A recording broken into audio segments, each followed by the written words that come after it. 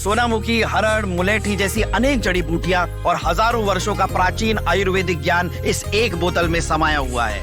कायम टैबलेट, आपकी खुशियों का साथी।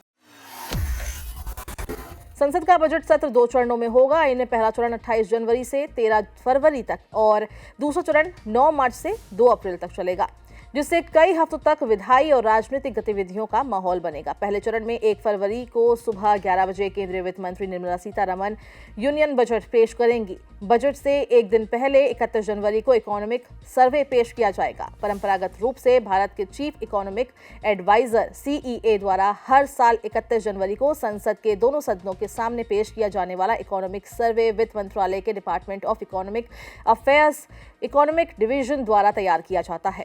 इकोनॉमिक सर्वे भारतीय अर्थव्यवस्था की स्थिति पर एक सालाना रिपोर्ट होती है। इकोनॉमिक सर्वे में पिछले फाइनेंशियल ईयर, आने वाले साल, ग्रोथ इंडिकेटर्स, महंगाई के अनुमान और देश के में नौकरियां, व्यापार और फाइनेंशियल हेल्थ के बारे में डिटेल में एनालिसिस और रिव्यू दिया जाता है। ये है बजट सेशन की जरूरी डेट्स। 31 जनवरी 2026 आर्थिक सर्वेक्षण पेश करने की तारीख। 1 फरवरी 2026 वित्त मंत्री निर्मला सीतारमण द्वारा केंद्रीय बजट पेश किया जाएगा। 13 फरवरी बजट सत्र के पहले फेज का समापन।